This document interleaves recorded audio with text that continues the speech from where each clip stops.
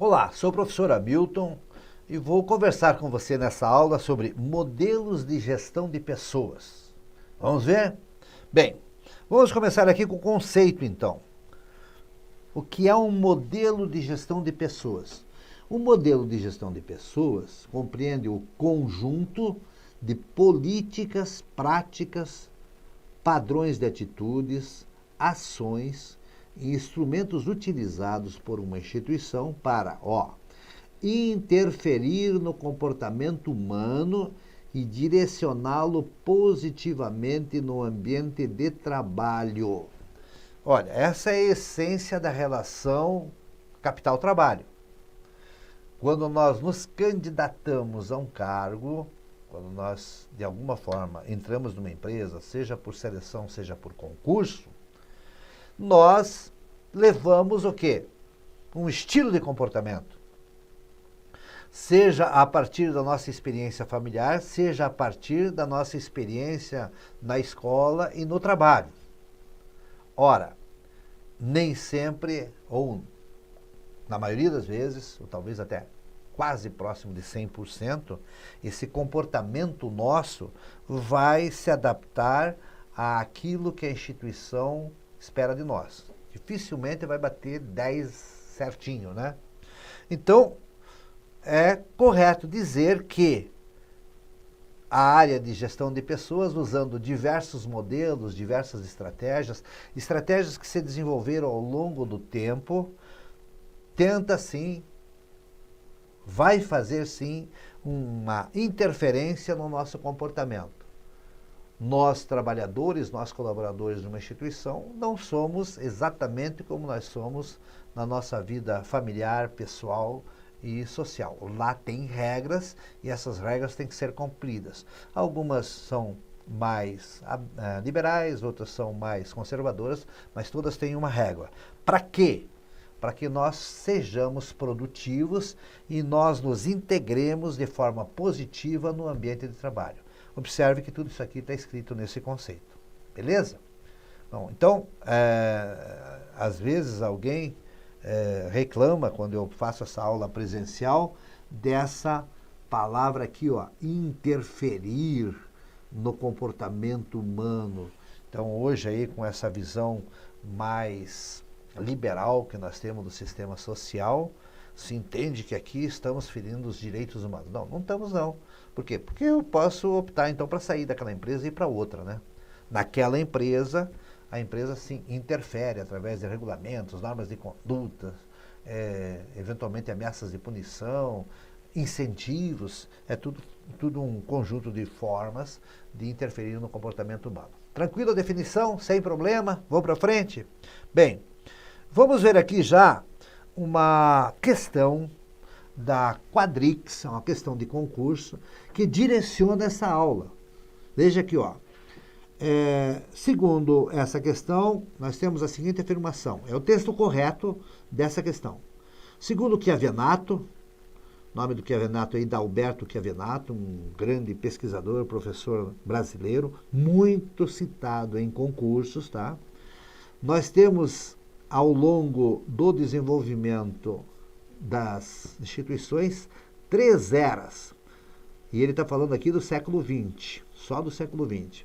A era da industrialização clássica, que é basicamente a primeira metade do século XX, a era neoclássica, que está aí no meio do século XX, e a era da informação, que começa na década de 1980. E no texto da Quadrix diz o quê? Essas 3 eras, essas 3 etapas ao longo do século XX, trouxeram diferentes modelos de gestão de pessoas nas organizações. Está vendo? Esse aqui é o enunciado da questão. Praticamente, essa primeira parte aqui, para nós entendermos o que é modelo de gestão de pessoas, se baseia nessa questão. Essa questão aqui é muito rica nesse direcionamento. Outra coisa, cita aqui o Chiavenato. Chiavenato é referência no Brasil, o professor Chiavenato é referência no Brasil, no estudo da administração de uma forma geral e da área de gestão de pessoas. E o que é mais importante eu diria que nessa área de gestão de pessoas, nessa área de administração, ele é o principal autor brasileiro citado em concurso. Então, é ótimo como referência para nós trabalharmos essa aula. Vamos para frente? Bem, coloquei aqui uma dica importante. Essa dica aqui é muito importante. Talvez você já saiba disso. Se você não sabe, preste bastante atenção, porque é decisivo nas provas. Os modelos de gestão de pessoas, né? Aqui ele citou 3, o modelo da industrialização clássica, do neoclássico e da era da informação. Olha o que está escrito aqui, ó. Não se sucedem, tá? Em administração, portanto, e também em gestão de pessoas, novos modelos de gestão passam a ser mais utilizados por mais instituições num determinado espaço de tempo. Olha aqui a parte final. Sem que isso signifique o desaparecimento ou a proibição de uso dos modelos anteriores. Essa é uma informação decisiva para você acertar questões da prova. Quando você faz uma prova da área do direito, qualquer das áreas do direito, fica bem claro o seguinte, que quando uma lei sai, ela normalmente, nem sempre, mas na maioria das vezes, ela tem lá no seu texto final, revogam-se as disposições em contrário. Significa o que isso? Significa que toda a legislação anterior que tratava daquele tema deixa de ser válida. A nova lei diz assim, ó, daqui para frente aquilo que vocês faziam não faz mais. Daqui para frente você faz o que está nessa lei. No caso específico da área de administração, isso não existe. Na administração, saem novos modelos de gestão e tem muitas e muitas instituições que continuam no modelo antigo. Então, depois que dá certo em algumas instituições, aí todo mundo começa a mudar, tá? Então, quando a gente fala que teve 3 modelos, quando o Chiavinato fala que teve 3 modelos de gestão de pessoas no século XX, não significa que teve, ó, daqui para frente só tem esse modelo, daqui para frente só tem aquele modelo. Coloquei aqui na dica. Diz o quê? Que eles não se sucedem, eles se superpõem, tá? Termina uma com o passar do tempo e não exatamente na data em que começa a outra. Aliás, essas 3 ainda continuam existindo até agora. Mas para fins de prova, você tem que estudar nesse modelo didático, 1, 2 e 3. Ok? Vamos para frente? Então, ainda estou trabalhando aqui o que está na questão da quadrix, tá? Veja aqui, ó. Período 1, período da industrialização clássica, primeira metade do século XX. Naquele tempo não se usava o termo gestão de pessoas e nem RH. Se usava o termo departamentos de pessoal. Eram órgãos organizados para fazer cumprir as exigências legais a respeito do emprego. Então, é correto dizer que os departamentos de pessoal eram altamente burocráticos. O que eles faziam, esses departamentos de pessoal? Eles tratavam da admissão através de contrato individual, faziam anotações em carteira de trabalho, acompanhavam a contagem das horas trabalhadas para efeito de pagamento, faziam a aplicação de advertências e medidas disciplinares, tá? Essas medidas disciplinares normalmente eram feitas quando não havia cumprimento do contrato, eles faziam também contagem de férias, etc. Bom, o que fica bem concreto aqui? Observe que nesse conjunto de atividades do departamento de pessoal, lá na industrialização clássica, e essa industrialização clássica que a Chiavinato cita está mais ligado ao modelo dos Estados Unidos, não do Brasil, porque o Brasil ainda não estava industrializado nesse período. A característica mais interessante que você tem nesse texto, e que pode eventualmente ser o caminho para uma questão errada, uma alternativa errada, observe que não tem treinamento e desenvolvimento. Treinamento e desenvolvimento não fazia parte dessa realidade. Por quê?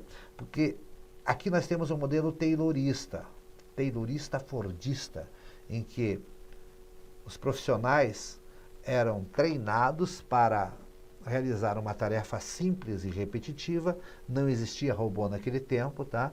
E quando o colaborador, o operário, principalmente o operário, não atendia exatamente aquilo que a empresa queria, o departamento pessoal ia lá, tirava aquele funcionário e colocava outro no lugar. Ele não desenvolvia o funcionário. Por quê? Porque aquele cargo, aquela função que ele ocupava era simples, era especializada, só fazia aquilo, e era de fácil treinamento, de fácil reposição. Em 10, 15 minutos a pessoa estava produzindo na mesma velocidade do anterior.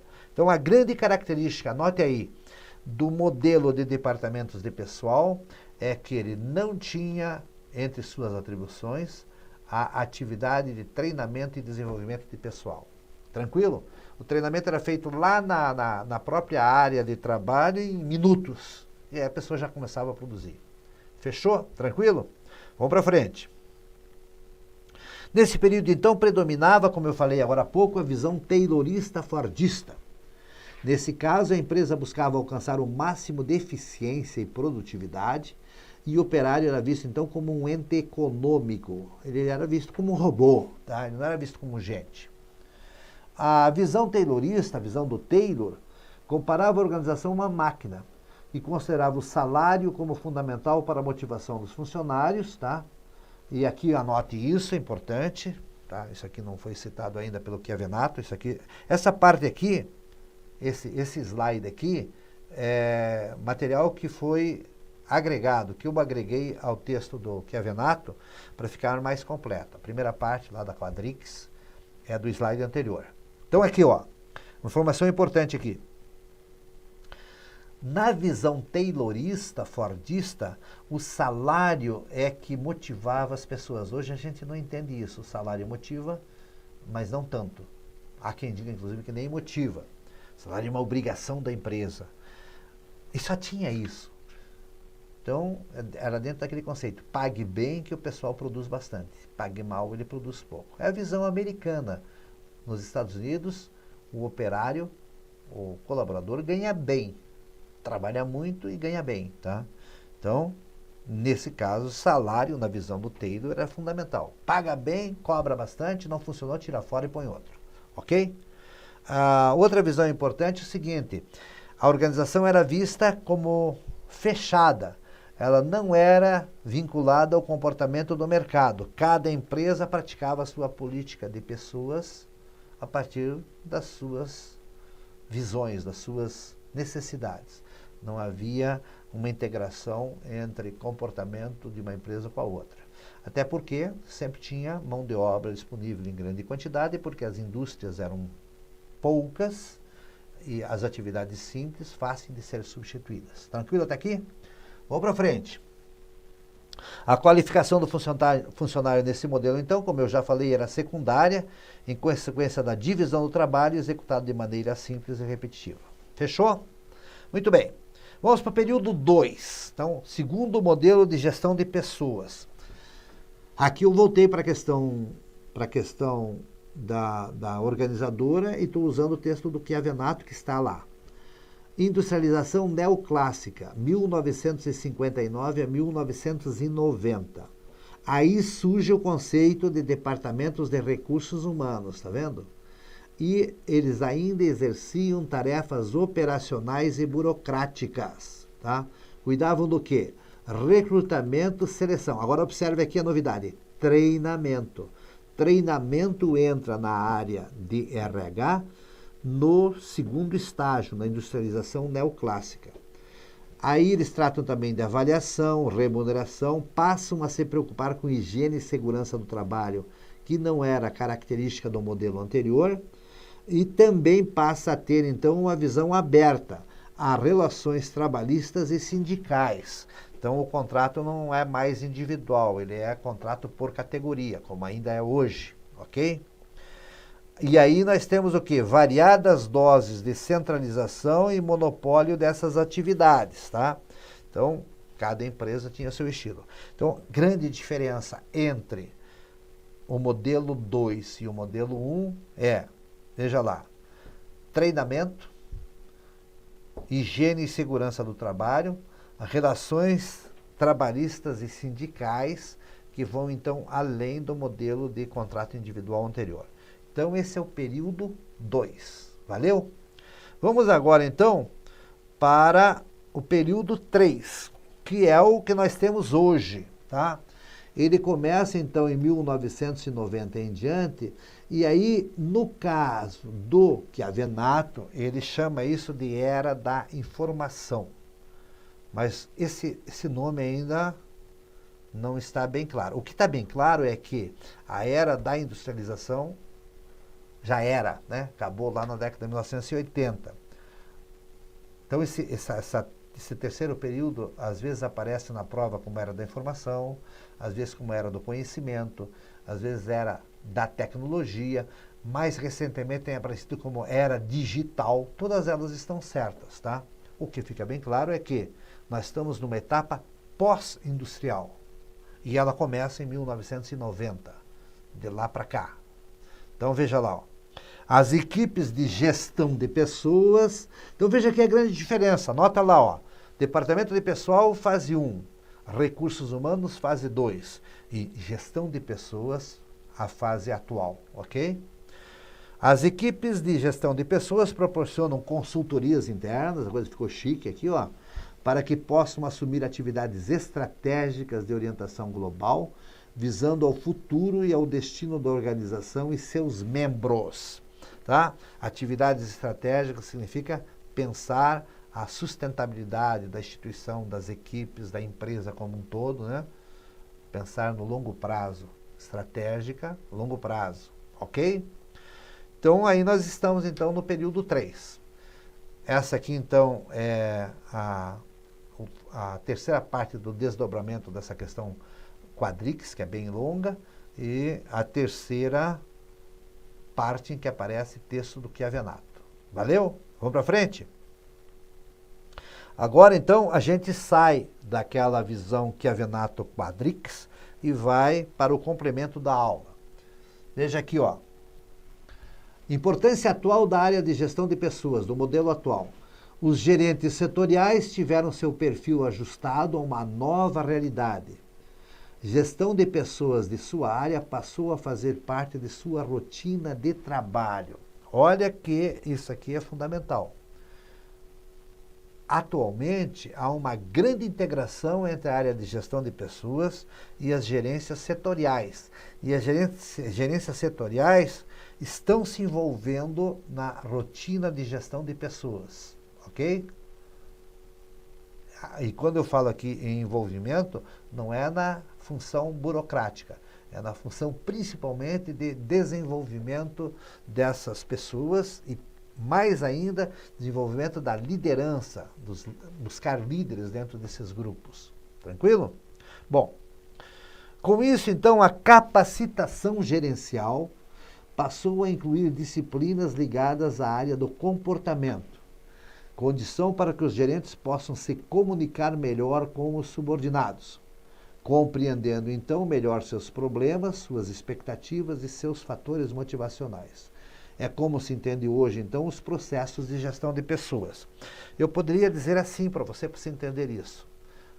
Atualmente, como o próprio nome diz, gestão de pessoas, um gerente setorial, ele trata o seu colaborador como gente e não como robô. Tá? Antes ele tratava como robô. Então era comum aquela imagem, né, do chefe com o chicotinho, né, o poderoso chefão da área, ele cobrava resultados. Hoje não. Hoje ele é, na verdade, um orientador, um consultor.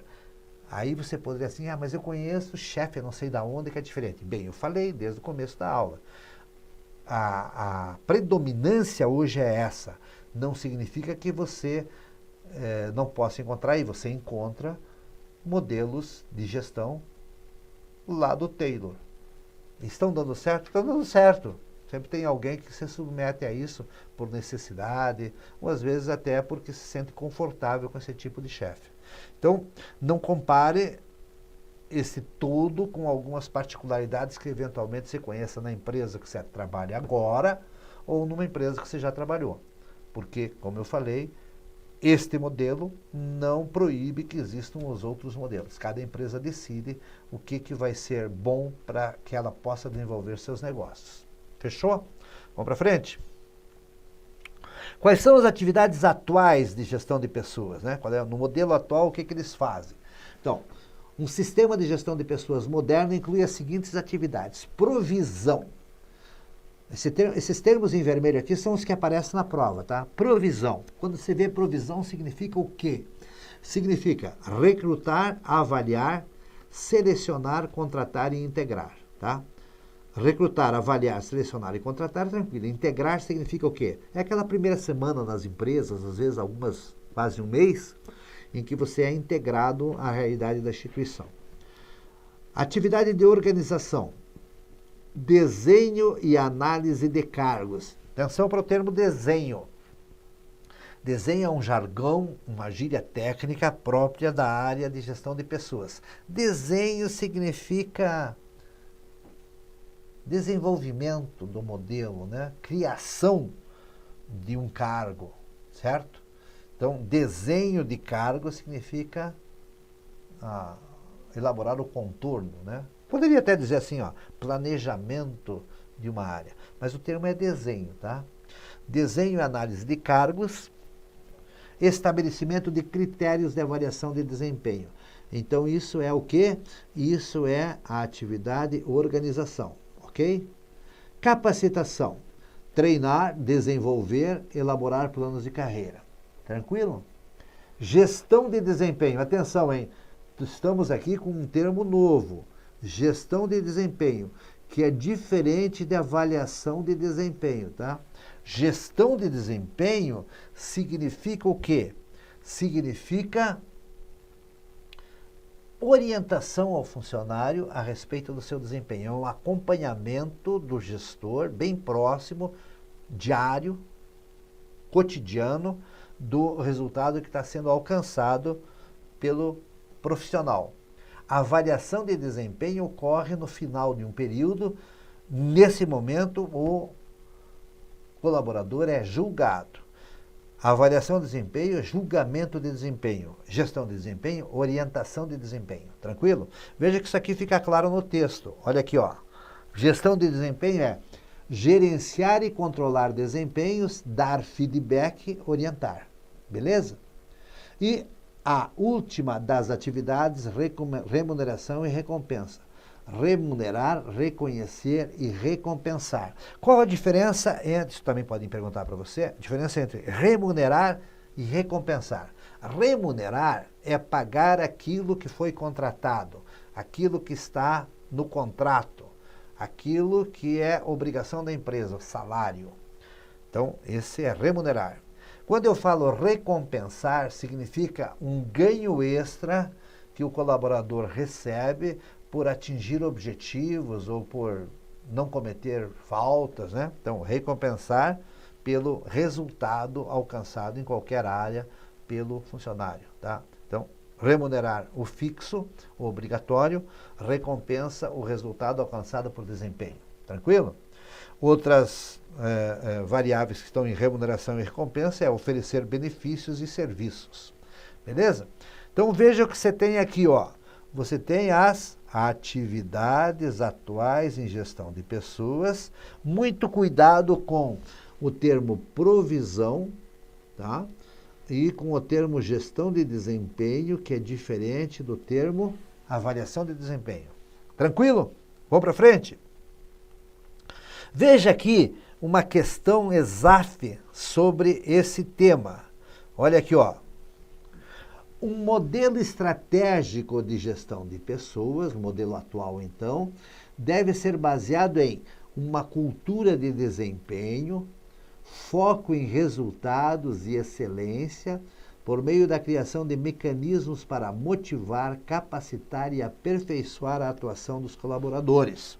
Ó, é um resumo das atividades da área de gestão de pessoas, ok? Vamos para frente. Vamos ver agora gestão de pessoas como diferencial competitivo. Esse termo aqui, ele em algumas provas é título citado em destaque no edital. Gestão de pessoas como diferencial competitivo. Vamos ver o que é isso? O que se entende aqui, a justificativa para se dizer que gestão de pessoas pode ser um diferencial competitivo, está aqui no texto. Mas antes disso, deixa eu te falar uma coisa. O que quer dizer diferencial competitivo? Diferencial competitivo é aquilo que nós somos melhores que os nossos pares, nossos similares, nossos concorrentes, tá? Então, nós somos melhor nisso. E aqui tem um texto interessante, ó. Ele fala assim, ó. A similaridade de bens e serviços que os transforma em commodities para um mercado consumidor cada vez mais exigente impõe um novo modelo profissional em busca de agregação de valor aos bens e serviços com redução dos custos de produção e aumento de qualidade. Bem, ele está dando uma explicação aqui que depois vai dizer que então a área de gestão de pessoas passou a ser atualmente o grande diferencial e usa o termo commodity, tá? O que é commodity? Coloquei aqui para você entender esse termo, tá? Commodity quer dizer o quê? Palavra inglesa, produtos e serviços padronizados, não diferenciados. Ele está dizendo então que hoje você compra marca 1, marca 2, marca 3, é tudo igual. Então, como eles não são diferenciados, há uma alta competitividade entre as instituições, tá? E nesse caso, então, o preço não é definido pelo produtor. Dada a sua importância para o mercado, isso é definido pelo próprio cliente, tá? Então, ele está dizendo o seguinte, olha, até algum tempo atrás, o diferencial competitivo era